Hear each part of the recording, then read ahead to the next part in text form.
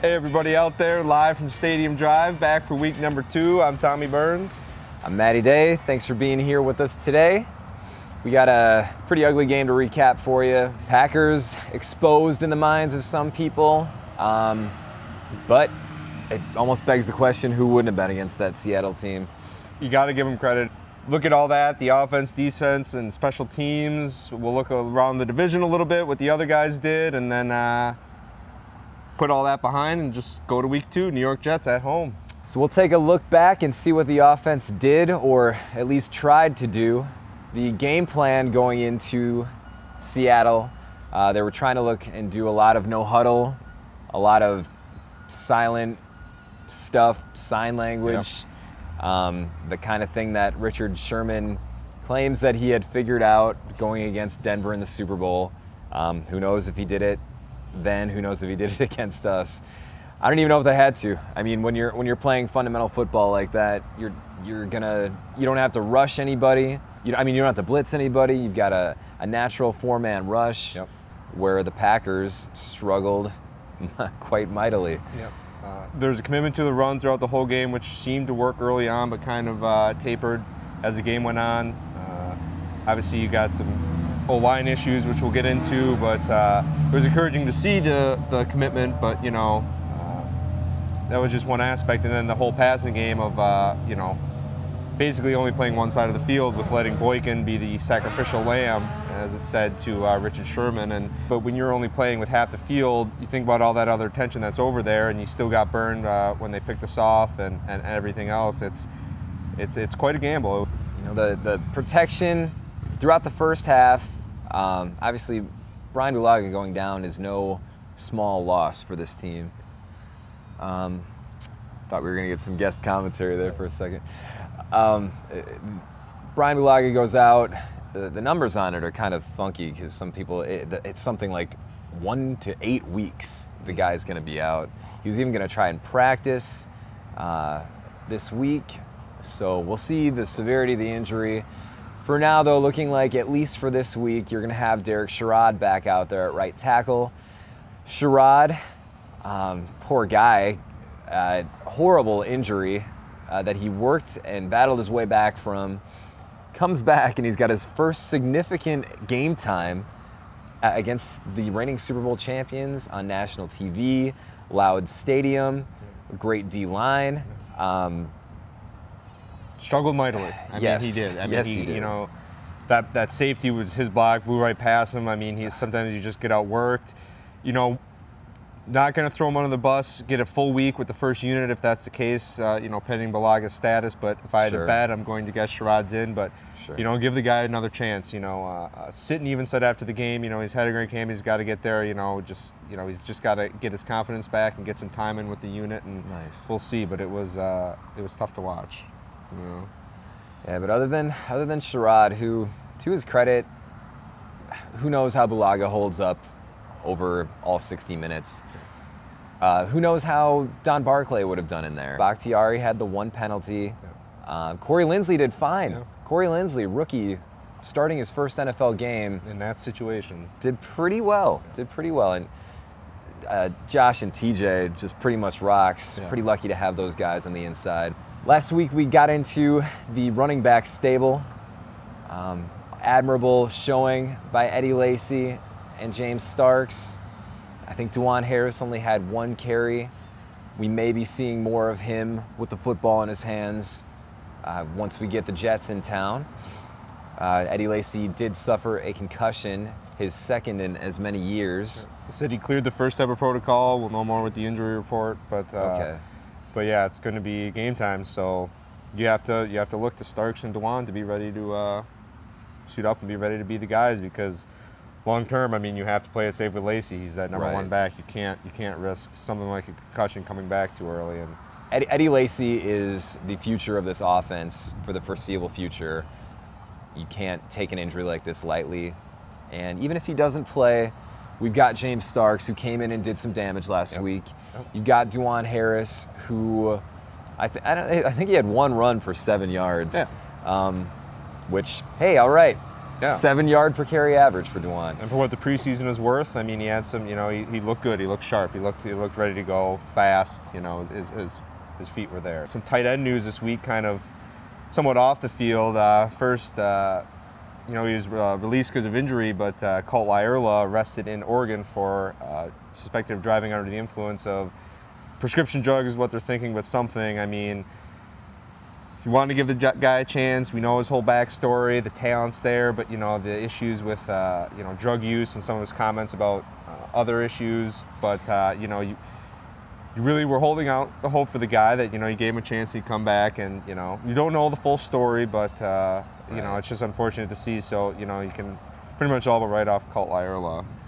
It's unfortunate. I think a lot of Packers fans were pulling for the guy. He wouldn't have been the first guy that the Packers brought in, kind of turned around. Johnny Jolly, Corn Robinson. Yeah. A couple guys got a good second chance in Green Bay and made the most of it.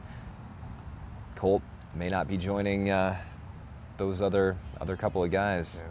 Another tight end, hopefully coming back into the fold, is Brandon Bostic. Guy with a skill set not unlike Jermichael Finley. Was inactive last week. Getting tested this week. We hope that he comes back for the Jets game. When you've also got a Richard Rodgers on the roster, started the game at Seattle.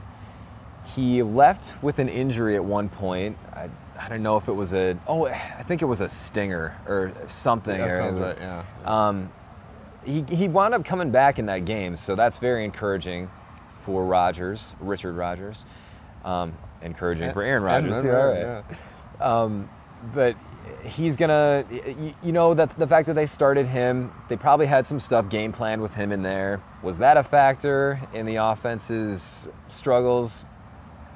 Who knows? Portion, but there was a lot of blame to go around, but a lot of credit to that Seattle defense too. Yep. I mean, there's some communication miscues with the missed fourth down attempt. As McCarthy said after the game, it was just a lot of fundamentals that were missed, and you felt good about practice all week, and then when it came out there, it was just a lot of breakdowns. And he placed a lot of the blame on himself as far as play calling and kind of some of the schematic things and everything. So that's kind of per usual Mike. I mean, he'll shoulder some of the blame, but sure. You had Aaron Rodgers actually taking credit or blame for that interception too. That was a Jordy Nelson drop or deflection that was intercepted. I think Rodgers was on TV after and said, "I missed my target by about a foot." That's leadership. Yeah. That's why this team is far from over for this 2014 season. As long as you got number 12 in there, there is more than a fighting shot. Absolutely. Turning to the other side of the ball, there's obviously a lot of issues with defense. I mean, seemingly some real vulnerabilities. Great game by Lynch, great game by Wilson. I mean, you could go through all three units. The Packers had something like, we heard anywhere from 16 to 18 missed tackles. Not that we had a chance to go back and watch the game. That's credit to Pro Football Focus. That's right. The Packers last year, the most tackles that they had missed in a single game was 12 in a win at Minnesota last year. They won the game, still had 12 missed tackles. That was their most in the entire season. We had at least 16 in the first game of this one. And just looking ahead, the New York Jets had 2 last week. 2 missed tackles? 2, according to Pro Football Focus. But clean it up, boys. The way Lynch was running, the missed tackles there, but there wasn't a lot of contact up front. You give him a credit for breaking a lot of tackles, but then that exactly goes back to us of either getting up high or not running through or bad angles. Well, and this is where they're going to miss B.J. Raji a lot too. He was set for a strong comeback at the nose position, with him being out for the season with the torn bicep. Against Seattle, we had LaTroy Guion, Packers free agent, came over from Minnesota. Didn't do wonderful stuffing the run, nor did our defensive line overall. But you look at that nose tackle position, I'm sure they're going to give Guion another week at least. Looking down the roster, Ted likes to stick with his guys. I don't see him panicking and bringing anybody in. He's got a Josh Boyd on the roster who didn't really make as big of a jump from his rookie year as you might have hoped. I mean, he basically made that roster last year on his raw talent. Looking for him to cash in yet. You've also got Mike Pennell as another option. That guy had a pretty good preseason, obviously, if he made the team. So there are some options. You want Guyon to be the guy on the ball.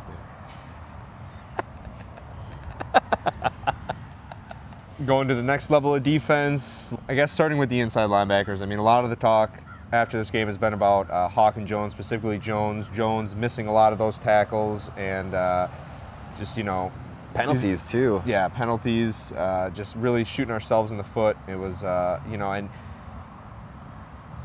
you have to be better in the middle because that, again, relates directly to their success in the running game. There was no, you know, there was no wall. There was not a lot of pressure. You want those linebackers to be the playmakers of this 3-4 defense. You want the bigs eating up the blocks. You want those linebackers swarming to the ball. Inside, we talked about it a little bit last week, I think. Hawk and Jones, each of them another year older. You have Jamari Lattimore on the roster, who played for an injured Brad Jones last year, was doing some really good stuff until he had some injuries of his own.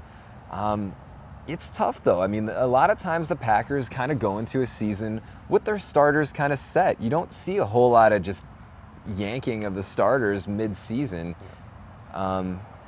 except for injury. On the outside, you got a bit more solid play. You had Clay Matthews, the motor, the aggressive play, maybe even a little too aggressive at times. If I'm a defensive coordinator, I'm trying to lead Clay Matthews away from the ball, and you see it sometimes. He will pursue as if his life depends on it. But it'll take such a wide arc, so hard and fast around that quality tackle can dance him around, bring him to the outside. He runs himself out of position. I mean, whether you're stunting or straight line, there's such a longer path that he's taking. Yes, he's, like you said, he's running like his hair's on fire. Yeah. And, you know, he's got the power, but it's still the seconds just don't match up. He's not able to get there in time to make the play. We're doing all right. I liked the run through that we did. That was pretty. And, you know, talk about the secondary a little bit. Tramon Williams came to play. Loved seeing him out there playing real solid. You got to talk about Ha-Ha's first game. I thought he did pretty well. Had a couple of rookie hiccups. You had Ha-Ha missing the one tackle on the long touchdown play for Seattle. Even that, though, I mean, yeah, that's a tackle you want him to make, but he shouldn't even be. That guy shouldn't even have the ball. That was Sam Shields being a little bit biting on a run fake and basically abandoning his third of the field to Clinton Dix, and that's where that touchdown came from. Yeah, he had his miscues. I think it said he had 3 missed tackles and you know, some other things, but it did seem like he was always around the ball when someone was tackled or when a pass was completed. I mean, you did see 21 around the ball a lot, which is encouraging. Special teams, just like Mike McCarthy, we're committed to special teams here at Live from Stadium Drive. 1/3. 1/3 of the game. Returning the kicks, we had Dwan Harris. Man, right out of the gate, 7 yards deep in the end zone. Kneel that ball, man. Yeah. I know you're excited. I know you are pumped, and I know it feels like you could run it 107 yards, but you're probably not gonna. Yeah. When you lost the toss, your offense has to come out first to a Super Bowl partying 12th man. And you tilt the field that much. Ultimately, Harris was pulled on kick returns for Micah Hyde. Hyde back there, we saw him do it last year. On punts, you had Randall Cobb for the whole game. A couple fair catches, but didn't see a lot of action back there. Yeah, he didn't have a whole lot of punts to return. The up in the air situation with Eddie Lacy and everything, chances are Dwan will be focused more in the backfield, not see as much in the return game. You would guess if he's going to be more in a featured role along with Starks, maybe Micah Hyde's back in there, especially if that's the decision they left with the end of the game. But you never know with Big Mike. You have a Jeff Janis option too. Yeah. That guy looked good returning kicks. Yep. At what point do they activate him? Is this a redshirt year for him, or do they think he can play this year? Yep. Beyond that, the only other thing I wanted to say, Chris Collinsworth called the game. I finally, I don't know, I got wise to turning on the radio, listening to Wayne and Larry, and the delay wasn't too bad. No, it was so much better. Thank you, Wayne. Thank you, Larry. Something we'll try to do on this show. We'll take a quick spin around the division. quick talk about what the Bears, Lions, and Vikings did in this last week.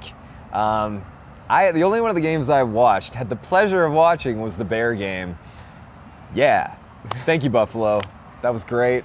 A lot of people in Chicago were frustrated from what they saw from the defense, just a shell of a former Chicago team. And then Jay, as Woodson said, you can count on him. He came in with 2 picks. I mean, you know, turnovers. You saw again, as I like to preach, that, you know, if you win the turnover battle, you usually win the game. And you saw him. I mean, it's just crucial doing 2 like that. Go Jay. Same old Jay. Yeah. Yeah.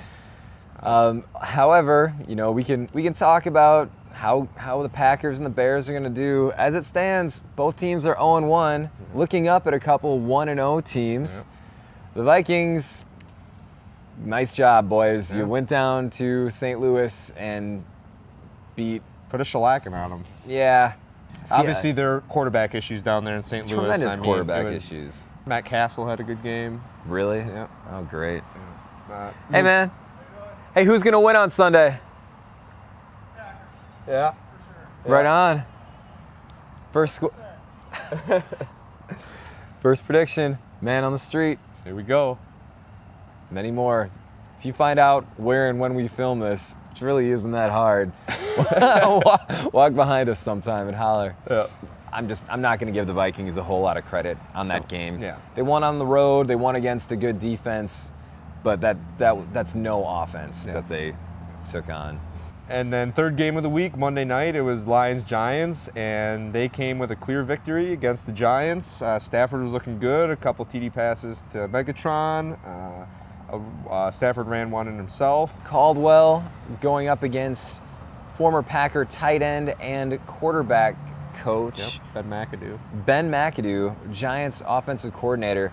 That offense is a mess. I don't know if you put that on Mac, but shoot, that's again not a huge challenge, but the Lions more than handled that Giants team. And that was your spinner on the division. So that was last week. Let's put that behind us. Next game up, Jets at home opener. Looking to rebound. What are you looking at in this game? I'm looking at a defense that's a little uneven. You've got a defensive line that features last year's Defensive Rookie of the Year in Sheldon Richardson. However, you have a secondary that's not putting a whole lot of fear into people. No interceptions against Derek Carr, the rookie for the Oakland Raiders this last Sunday, and allowed a couple touchdown passes for him as well. They got good running and they got good defense, which was the elixir that beat the Packers with the Seahawks, but I don't know if they're the caliber of a Seahawks team that you could say. But you know, they have some good things. Rex Ryan is going to come ready to play with a good defense, but there's some good matchups. Their good defensive line against our potentially banged up offensive line, but Rodgers against their weaker secondary should make for an interesting matchup between those 2 units. Chris Ivory had the one big 77-yard run. I think he had 102 yards total rushing, so that's gonna bump those numbers up a little bit. Not like a Marshawn Lynch who earned every inch, man. They tinkered a little bit with Michael Vick. First drive, they had him out there. They had him split out wide. There was one play where it was a pitch to Vick, and then he threw the ball over a wide open receiver's head. I still love you, Mike. I don't think we're going to see a whole lot of that, though. No. Taking a look back at what was, what's going to be, time for predictions, everything. Matty, why don't you go first? What do you think is going to happen? I will say 37-14. I think the Packers roll. I think they roll early. I think they keep the lead. I think the Jets get a touchdown a half. 31-13. I mean, you know, they get in position, you know, a couple field goals for them, you know, but... I'd be really happy with that score. Yeah. Even though mine was higher, I'd be really happy with that. Yeah. I think the quality of running back that we're facing, whether it's Chris Johnson or Chris Ivory, you're not dealing with a Marshawn Lynch. And I think they figure it out on the inside of the D-line. And still believe we're getting some pretty strong play from our secondary, which should help them make them more one-dimensional on New York's side, that you can focus a lot of energy on stopping that run attack, because, you know, if if you can, shut down if guys like, Tremont can come back and have a great game. Shields, who had some, good things, and those safeties can perform. Put the onus on Chris Johnson and Chris Ivory. We still have a lot of talent that we can stop these guys. They're not a Marshawn Lynch. And Geno Smith is not playing an Oakland defense that has seen a lot of new players come in. That's not a strong defense. Love you, Charles Woodson. You are a Packer for life. Yeah. But this Oakland squad that you're on, I think the Packers will put up more of a challenge. So this Sunday, is this the game where the Packers start to put some stuff together? I sure hope they build some momentum. We got a really tough early stretch in this season. I think they do it, at least for this week. Join us next week as we recap the Jets game. I am Matty Day. I'm Tommy Burns. And we were live from Stadium Drive. See ya. Go Pack.